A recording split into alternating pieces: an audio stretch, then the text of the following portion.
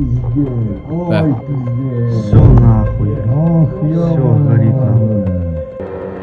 Охереть, я увижу! 망했어. Вот 이 он! 이미지들은 러시아 최대 항구인 노보로시스크에서 온 것이며 푸틴의 석유 제국의 주요 관문이다.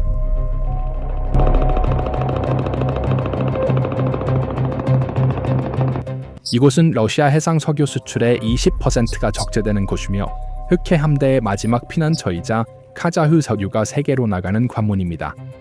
그리고 그 관문은 수호자인 아드미랄 그리고로비치 전함과 함께 단 하룻밤 만에 파괴되었습니다. 4월 5일 저녁 푸틴이 키이우에 잔혹한 공격을 감행한 지 몇 시간 후 우크라이나 드론이 노보로시스크 항구를 완전히 파괴된 현장으로 만들었습니다. 부두, 로딩암, 파이프라인, 그리고 셰스카리 터미널의 제어 노드가 표적이 되었습니다. 우크라이나 보안국은 뛰어난 복합 함정을 설치했습니다. 작전은 이렇게 전개되었습니다. 첫 번째 파도로 저비용 FPV-1과 FPV-I 자폭 드론이 미끼로 보내졌습니다.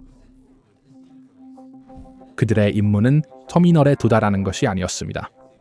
주요 목표는 항구를 지키는 1537번째 쿠반 방공 미사일 연대의 S-300, S-400, 펀치르 시스템을 작동시키고 그들의 레이더를 활성화하며 비싼 미사일 재고를 소모시키는 것이었습니다. 계획은 완벽하게 작동했습니다. 소셜미디어에 올라온 영상들은 공황 상태에서 하늘로 발사되는 방공 시스템을 보여줍니다. 다가오는 드론 무리를 맞닥뜨린 운영자들은 무엇을 쏘고 있는지도 모른 채 하늘로 미사일을 발사했고 일부 미사일은 목표를 놓쳤습니다. 적어도 6채의 아파트 건물과 2채의 개인 주택이 우크라이나 드론이 아닌 자국의 방공 시스템 미사일에 의해 피해를 입었습니다. 공황의 정도는 지역 주민들의 증언에서 분명히 드러납니다. 형, 바로 거기가 네가 사는 곳이야. 그래, 우리가 사는 곳이야. 지금 그 지역 전체가 완전히 파괴됐어. 방패가 떨어지는 순간 주력 공격 부대가 작동했습니다. 폭발 영상의 강도로 판단할 때 플라밍고 순항 미사일이나 바르스 유형 시스템이 사용되었을 수 있습니다. 이 무기들은 GPS 대신 관성 항법을 사용하여 작동하며 고도 40m에서 지형을 추적할 수 있고 전자전에도 강합니다. 표적은 셰스카리 터미널의 1번과 2번 부두로 로딩암, 파이프라인, 스커다 제어 노드가 있었습니다. 7개의 로딩암 중 6개가 비활성화되었습니다. 파이프라인 손상이 발생했습니다. 4개의 석유 저장 탱크에 불이 났습니다. 모스크바 자체가 이를 확인했습니다. 작동하는 부두와 로딩암 없이는 유조선의 석유를 적재할 수 없습니다. 푸틴의 가장 큰 흑해 석유 관문이 사실상 폐쇄되었습니다. 나사 포럼스 데이터에 따르면 다음날 전국까지 2개의 큰 화재가 터미널을 휩싸고 있었으며 이는 이란 위기로 인해 유가가 거의 2배로 오른 시기에 발생했습니다. 러시아의 잠재적인 일일 석유 수익은 14억에서 18억 달러에 이를 수 있었습니다. 이제 그 수익의 중요한 부분이 불타는 부두 때문에 흐를 수 없습니다. 석유 시장에서 돈을 벌어야 할 때였지만 푸틴의 석유는 그의 항구에서 불타고 있습니다.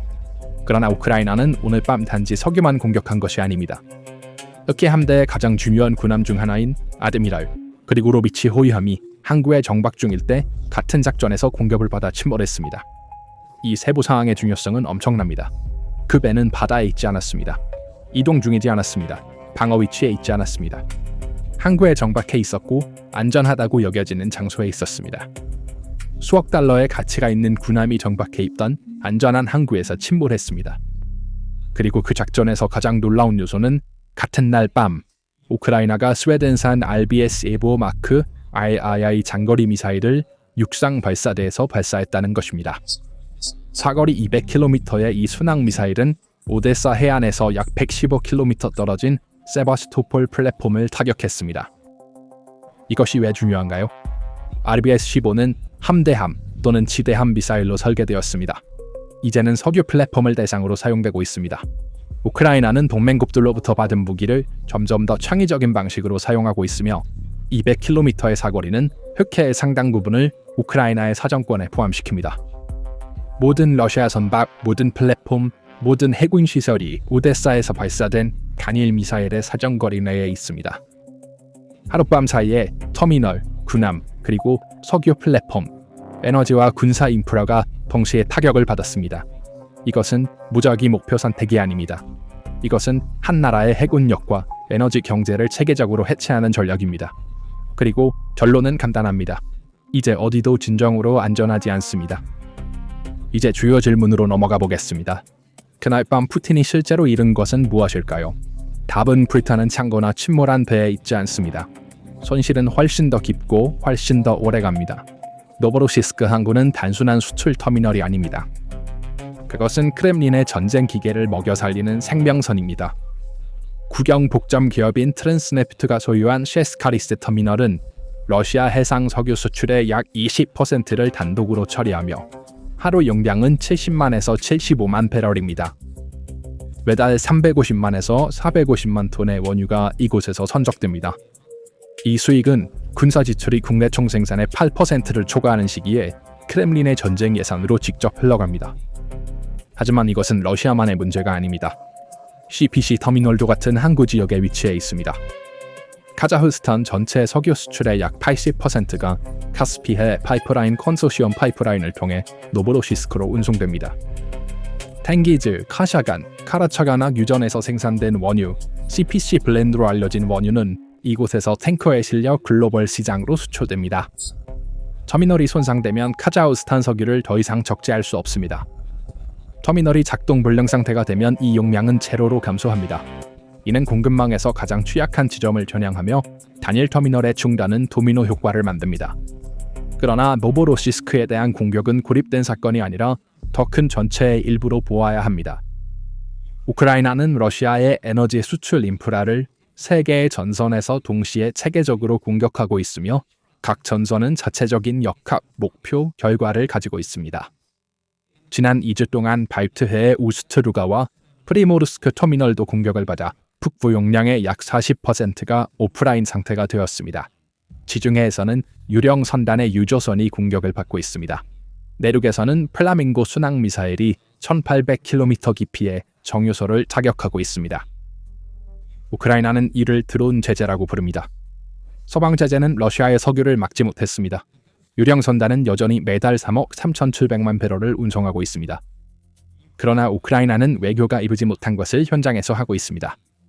터미널을 공격함으로써 적재를 막고 유조선을 공격함으로써 운송을 막고 정유소를 공격함으로써 가공을 막고 있습니다. 공급망의 모든 연결고리가 표적이 되고 있습니다. 각 고장난 연결고리를 처리하는 데 몇 주가 걸립니다. 제재로 인해 부품이 도착하지 않고 있습니다. 서방 제조업체들은 장비를 판매하지 않고 있습니다. 중국 대안은 논란이 되고 있습니다.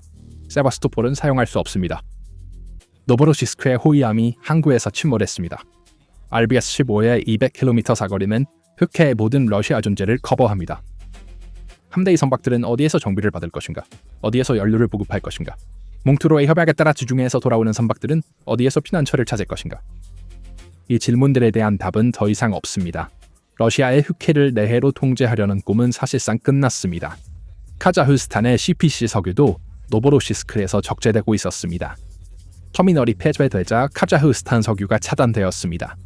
쉐브론과 엑슨모빌의 투자가 위험에 처해 있습니다. 카자흐스탄은 이미 대안으로 바쿠트빌리시 제이한 파이프라인과 중국 철도를 선택했습니다. 인도와 중국 같은 주요 고객들이 배송 지연으로 영향을 받고 있습니다. 푸틴은 터미널뿐만 아니라 신뢰할 수 있는 에너지 파트너로서의 이미지도 잃고 있습니다. 푸틴의 선전의 기초는 안정성과 안전의 약속이었습니다. 4월 5일 저녁, 그 약속은 노보로시스크 사람들의 얼굴 앞에서 폭발했습니다. 한때 손댈 수 없었던 항구 도시, 도망치는 크림 함대가 피난처를 찾고 러시아 엘리트들이 휴가를 즐기던 곳이 하룻밤 사이에 전쟁터로 변했습니다. 방공미사일이 자국의 민간 건물을 공격했습니다. 공항이 폐쇄되고 수백 편의 항공편이 취소되었습니다. 현지인들이 공유한 영상에서 공항 상태가 분명히 드러납니다. 그들은 러시아의 방공 시스템이 얼마나 비효율적인지를 직접 목격했습니다. 특별 군사작전이 통제되고 있다는 크렘린의 이야기는 이러한 이미지들로 인해 더 이상 지속될 수 없습니다. 전쟁은 러시아의 문턱에 도달했습니다. 그리고 여기 푸틴의 진짜 딜레마가 있습니다. 이것은 비대칭 전쟁이며 매일 밤 러시아에게 불리하게 상황이 변하고 있습니다. 우크라이나는 수백 대의 저렴한 FPV 드론을 물결처럼 보내고 있으며 각각 몇천 달러에 불과합니다. 러시아는 수백만 달러의 S-400 미사일로 대응하고 있지만 대부분 놓치고 있습니다. 탄약이 고갈되고 레이더가 마모되며 예비 부품이 도착하지 않고 있습니다. 러시아 군사 블로거 블라디미르 로마노프는 공격 36시간 전에 그의 팔로워 15만 명에게 말했다. 토르와 판츠르에 쓸 미사일을 주세요. 우리는 목표를 볼 수 있습니다. 우리는 그것들을 공격할 기술적 능력이 있지만 공격할 것이 없습니다. 이 외침은 36시간 후 모든 목표가 타격을 받았을 때 씁쓸한 예언이 되었습니다. 그리고 우크라이나의 무기고는 계속해서 증가하고 있습니다. 어느 날 밤 저렴한 가미카제 드론, 또 다른 밤 플라밍고 크루즈 미사일, 또 다른 밤 스웨덴산 IBS-25 대함 미사일. 러시아는 어느 것에 방어할 것인가? 모든 것을 동시에 방어할 수는 없다. 모든 지점을 동시에 보호하는 것은 불가능하지만 공격 측은 매일 밤 가장 약한 지점을 선택할 수 있다.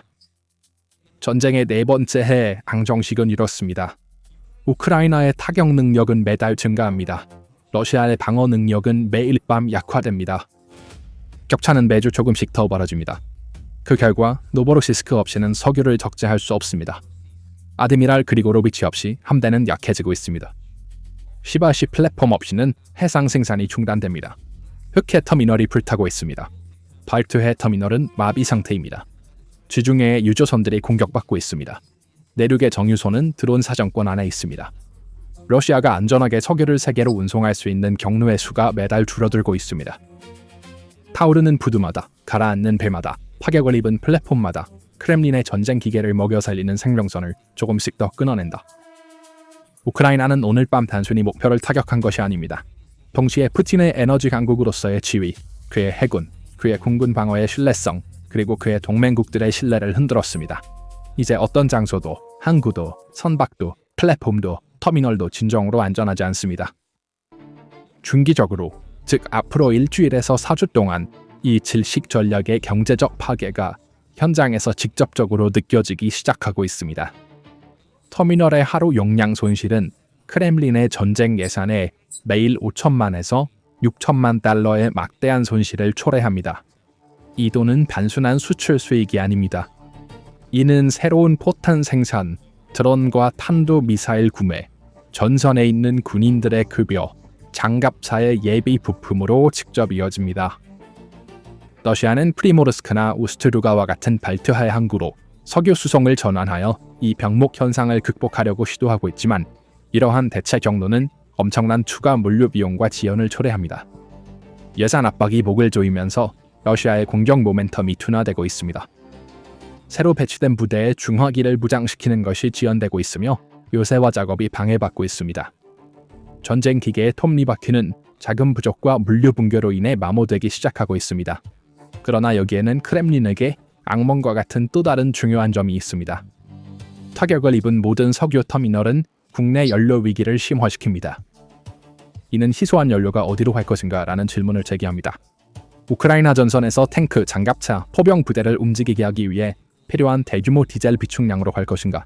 아니면 민간인의 공황과 잠재적인 사회적 폭발을 방지하기 위해 도시의 주요소로 갈 것인가? 연료가 군대로 향하면 도시의 혼란이 심화되고 푸틴의 관위는 그의 국민들에 의해 직접적으로 의문을 제기받게 될 것입니다. 연료가 민간 소비로 향하면 이는 전선의 러시아 군대의 기동성을 심각하게 제한하여 그들을 움직일 수 없고 방어할 수 없는 목표로 만들고 우크라이나에게 새로운 공격 기회를 제공합니다. 두 가지 선택 모두 재앙의 가능성을 내포하고 있습니다. 이 잠재적 재앙을 이해하기 위해서는 지난 몇 년간 흑해에서의 세력 균형이 어떻게 깨졌는지를 상기할 필요가 있습니다. 크렘린의 해군력 신화는 해군조차 없는 우크라이나 앞에서 점차 무너지고 있습니다. 함대의 현재 취약성은 사실 일련의 전략적 후퇴의 결과입니다. 이 붕괴의 첫 번째 큰 충격은 2022년 4월 흑해 함대의 기함인 모스크바 순양함이 흑해에서 침몰하면서 발생했습니다. 이것은 러시아 해군력의 견고해 보이는 심리적 방어에 대한 첫 번째 주요 균열이었습니다. 압박의 물결은 거기서 멈추지 않았습니다. 2023년 9월 우크라이나는 함대의 중심부를 직접 타격하여 세바스토폴 조선소를 미사일로 공격하고 건조 중인 잠수함과 상륙함을 파괴했습니다. 크림반도가 더 이상 함대를 보호할 수 있는 안전한 피난처가 아니라는 것이 분명해졌다. 이 끊임없는 불의 고리는 러시아 지휘부로 하여금 나머지 함대를 러시아 본토의 노보로시스크 항구로 더 동쪽으로 철수하게 만들었습니다. 그러나 2024년 3월 마구라 브리오드론에 의해 세르게이 코토프 순찰함이 침몰하면서 위협의 범위가 이미 확장되었음을 보여주었습니다. 그리고 오늘 2026년 3월 현재 상황은 훨씬 더 암울해졌습니다. 노보로시스크는 더 이상 함대가 피신할 수 있는 항구에 불과하지 않습니다. 그것은 파격을 입은 러시아 경제의 주요 생명선입니다. 한때 흑해를 지배했던 함대가 이제는 공중 방어 시스템이 붕괴된 항구에서 자국 영토에서 생존을 위해 싸우고 있습니다. 이 위기는 해양 역사에서 드물게 볼 수 있는 포위 및 질식 전략으로 기록되고 있습니다. 이 문제에 대해 어떻게 생각하십니까? 댓글로 의견을 공유해주세요. PPR 글로벌의 독점 분석을 계속 받으시려면 채널을 구독하시고 알림 설정을 잊지 마세요. 저를 함께 해주셔서 감사합니다.